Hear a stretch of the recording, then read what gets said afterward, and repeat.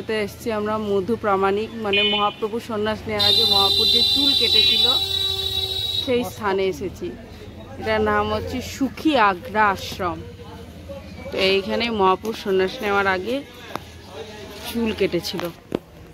জায়গাটা খুব সুন্দর।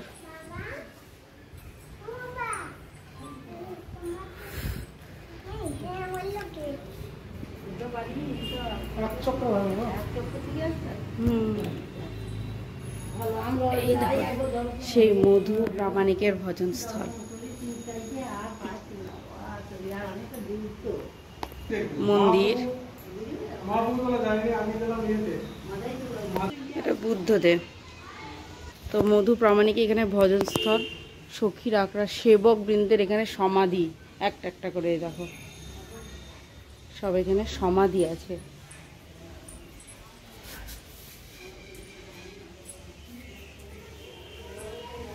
আর এখানটায় আছে মহাপ্রভুর চরণ।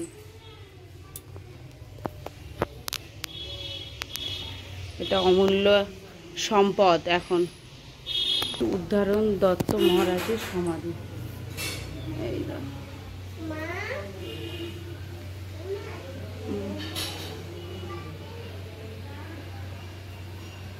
লেখা আছে শ্রী শ্রী উদ্ধারণ দত্ত মহারাজের পুষ্প সমাধি। মধু প্রামাণিকে রোজা স্থানটা। আসেন এই মাতাজির কাছে একটু মাহাত্ম্য শুনবো এই জায়গা।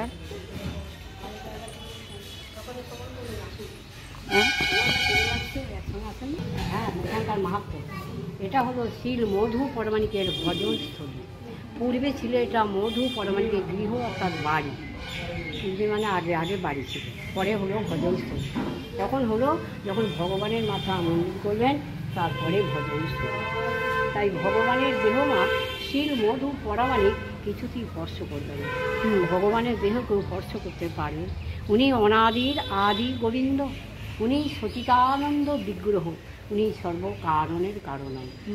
ওনার নির্দেশ ছাড়া একটা গাছের পাতা নড়ে না, ওনার নির্দেশ ছাড়া চোখের পলক পড়ে না, ওনার নির্দেশ ছাড়া এক পা ফেলতে পারবেন না।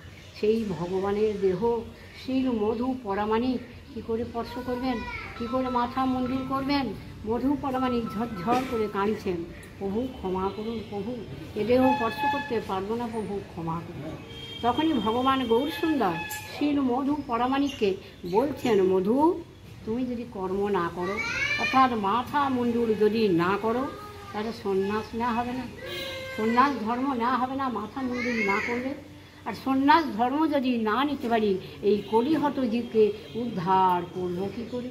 এই যে কলিহত জীব সত্য তার দাপরে বাবা তপস্যা করতো, যজ্ঞ করতো, অর্চনা করতো, ধ্যান করতো, হরিনাম কী জিনিস জানতো না। হরিনাম মহামন্ত্র নাম, তারক ব্রহ্ম নাম, 32 অক্ষরে 16 নাম। এই নামকে সঙ্গে করি ধরাধামে ভগবান গৌরসুন্দর অবতীর্ণ হয়েছে। এইভাবে মধু পরমাণিকে বারবার যখন বুঝিয়ে বললেন যে এই মধু পরমাণিক খুঁটটা মাথায় বাবা ঠেকালেন। খুঁটটা ছিল পাতের খুঁট, ইস্পাতের খুঁট, সেই খুঁটটি হয়ে গেল সোনার খুঁট। সোনার খুঁট যখন হয়ে গেল, মধু পরমাণিক ঝরঝর করে কাঁদছেন, আমি কার দেহ স্পর্শ করলাম, কার মাথায় খুঁট ঠেকালাম? আমার তো খুঁট ছিল পাতের খুঁট, সেই খুঁট সোনা হয়ে গেল। তখনই ভগবান গৌরসুন্দর শিল মধু পরমাণিককে বললেন, মধু তুমি দুঃখ করো না, আর কেঁদো না, আর তোমাকে এই কর্ম করতে হবে না।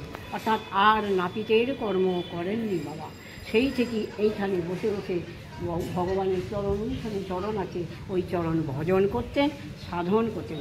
সেই থেকে গোটাটা হয়ে গেল মধু পরমাণিকের ভজন স্থূট।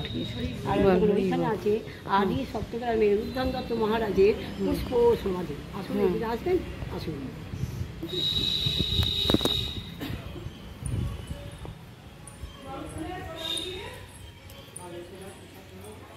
তো মাতাজির মুখে মাহাত্ম্য শুনলাম। উদ্ধারণ দত্ত মহারাজের পুষ্প সমাধি। ইনি নিত্যানন্দ প্রভুর বিবাহ দিয়েছিলেন। যে দেশে আপনারা নিত্যানন্দ প্রভুর বিবাহ দিয়েছিলেন। নিত্যানন্দ প্রভু অনেক বয়স হওয়া পর্যন্ত বিবাহ হয় নাই, সন্ন্যাসী মানুষ, কেউ মেয়ে যায়নি, বিবাহ হয় নাই। এবার বসুধা এবং জাহ্নবী 2 বোন, বসুদার মৃত্যু হয়েছে, অগ্নিতে চাপাতে যাচ্ছে। সেই সময় মা নিত্যানন্দ বাবু ওখানে প্রকট হলেন। প্রকট হয়ে বললেন, আমি যদি এই মেয়েটিকে বাঁচিয়ে দিই আমার সঙ্গে বিবাহ দেবেন। তাই নিত্যানন্দ প্রভুর জন্যই যেন বসুদাকে দাহতে চাপাতে অপেক্ষা করছিলেন। যেমন রামচন্দ্রের জন্য সীতামা অপেক্ষা করেন, লক্ষ্মী দেবী যেমন নারায়ণের জন্য অপেক্ষা করেন, সেই রকম বসুদাকে চাপানোর অপেক্ষা করছিল মৃত্যুদেহ ওই নিত্যানন্দ প্রভুর জন্য।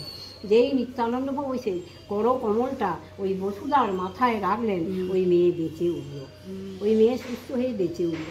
তখনই খুশি হয়ে এই আদি সত্যবাদী উদ্ধবদত্ত মহারাজ কানলার সূর্য সেনের ভাই গৌরী সেনের মেয়ে বসুদা এবং জাহ্নবা দুই বোনের সঙ্গে নিত্যানন্দ প্রভু ধুমধাম করে বিবাহ দিলেন।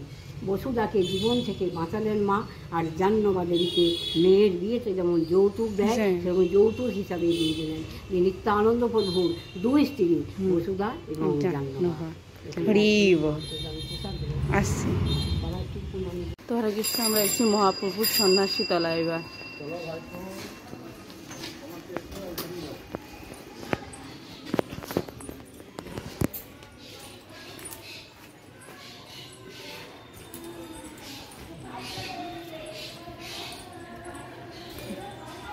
খুব সুন্দর